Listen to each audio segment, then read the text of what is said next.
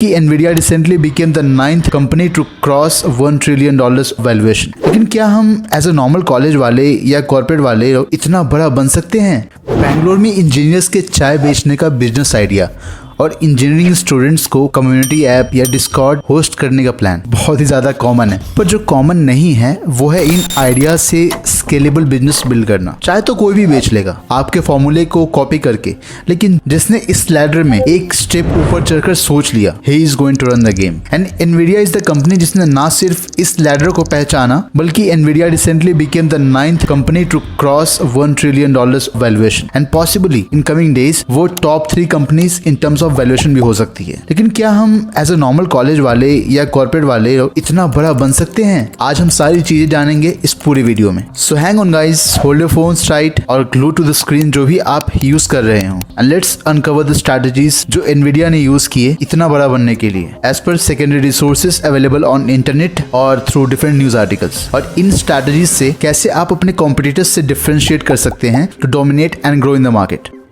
So before we begin the entire strategy thing, Nvidia के journey to $1 trillion का जानना बहुत जरूरी है। And if at all you know the thing, then आप टाइम फ्रेम पर सीधे अगले चैप्टर पे जा सकते हैं। Nvidia की शुरुआत 3 लोग, Jensen Huang, Chris Malachowsky and Curtis के द्वारा की गई थी। बैक इन 1993 दे बिलीव्ड कि पर्सनल कंप्यूटर्स एक दिन सबके लिए होंगे, not just limited to businesses. And इस सोच के साथ एंड फ्यूचर एनालाइज करके उन्होंने जीपीयू यानी कि ग्राफिक्स प्रोसेसिंग यूनिट बनाना शुरू किया। And in 1999 Nvidia launched GeForce 256, a revolutionary GPU made for personal computers, जिसने हार्डवेयर की कैपेबिलिटीज लाइक स्पीड प्रोसेसिंग को टोटली ट्रांसफॉर्म कर दिया। उस समय उनका फोकस बस ग्राफिक्स चिप्स पर ही था, specially for video games, as they had understood the addiction of people and growth rate in gaming industry over 20 years. आपको ये बता दूं कि 1997 में उन्होंने रीवा 128 चिप लॉन्च किया था, and that thing became the Nvidia's first big success. और उससे भी पहले 1995 में Nvidia launch their first product NV1 targeting multimedia applications. लेकिन पहली जो ग्रैंड सक्सेस थी वो 1997 में रीवा 128 से ही मिली, as it was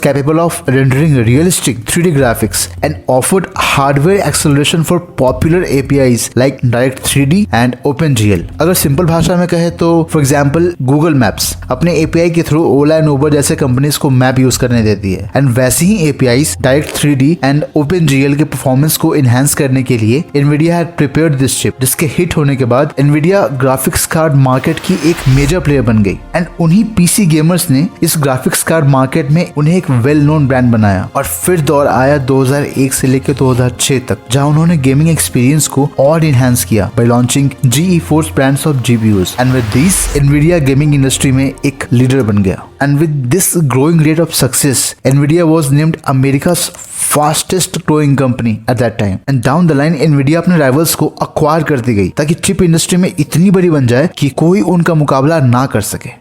many times लोग कहते रहे कि Nvidia का टॉप पर रहने का समय चला गया, एंड हर बार Nvidia came up with something which outlied their rivals and competitors. उनकी एक बात बहुत ही खास थी कि they always saw the future. अगर बात करें उनके अगले एरा 2007 से 11 की, तो इन दिस टाइम पीरियड उन्होंने जनरल पर्पस कंप्यूटिंग के लिए GPUs बनाना शुरू किया बियॉन्ड जस्ट ग्राफिक्स। फिर उन्होंने Tesla brand of GPUs launch किए, specially made for data centres. अगली सबसे इंटरेस्टिंग चीज जो उन्होंने की वो थी collaborating with various research institutions and companies to help in scientific research, machine learning and data analysis.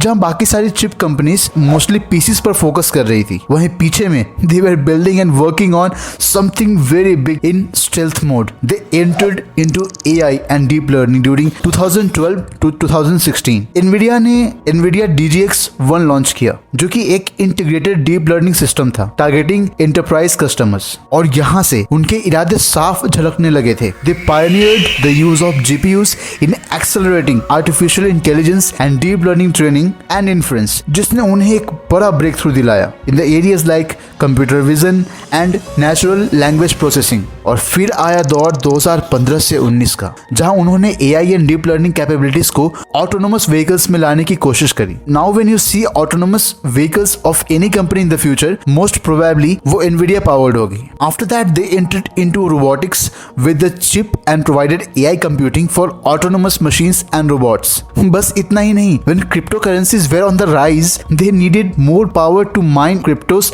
To circulate them into the market. और उनके हार्डवेयर के ऑपरेशन को सपोर्ट करने के लिए there was no other chip company than Nvidia which could solve the problem at that scale.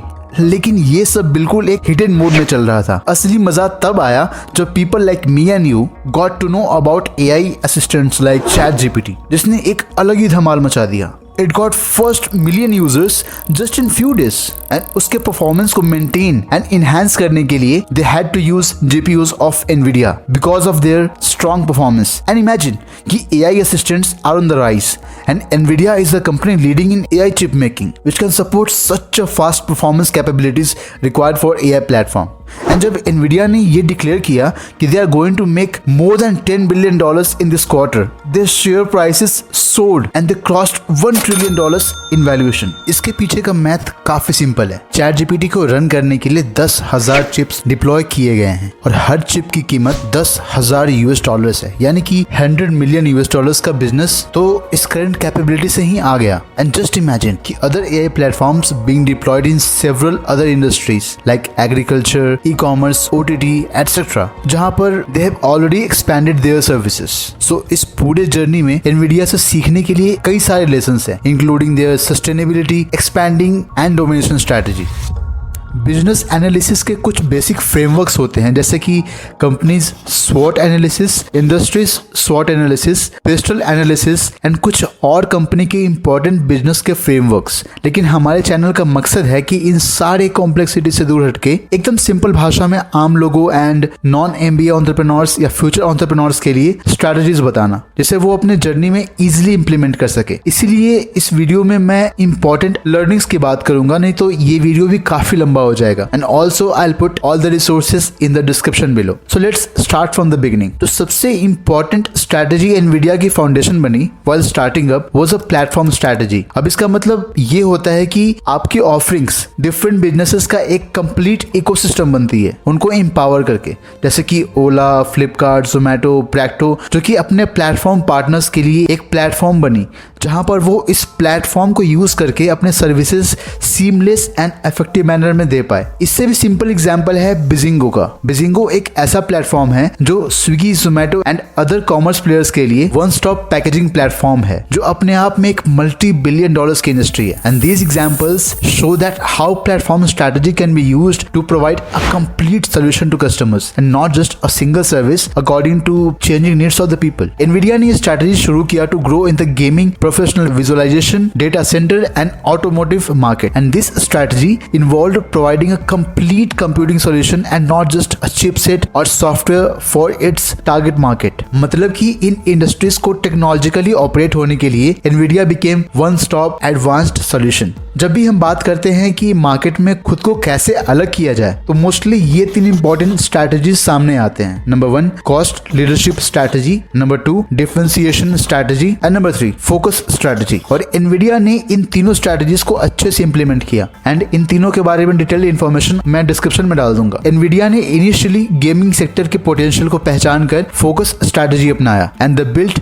GPUs to enhance gamers experience. Now while that segment was ignored at that time, they developed and implemented cost focus, जहां पर they were the lowest cost producer while meeting the needs of gamers, and through differentiation focus they differentiated themselves by focusing majorly on gamers in chip manufacturing industry, and इससे वो gamers के लिए go to name बन गए and eventually R&D पर focus करके future technologies के लिए products बनाए, not just for PC, and positioned themselves as an innovative leader. उनकी एक और एक्सपर्टीज जिसने उनकी बहुत हेल्प की वो थी strong R&D on monitoring market trends, studying consumer behavior and embracing emerging technology. उसके बाद they expanded strategically. Business या तो vertically expand करती है जिसमें you start owning the processes forward and backward. Say for example, ITC का आशीर्वाद starts acquiring distributors and the manufacturers to own the whole supply chain system. And other is horizontal expansion, जहाँ companies अपने current product के similar lines पर expand करती है, like Patanjali Honey launching different types of honey for different kind of people.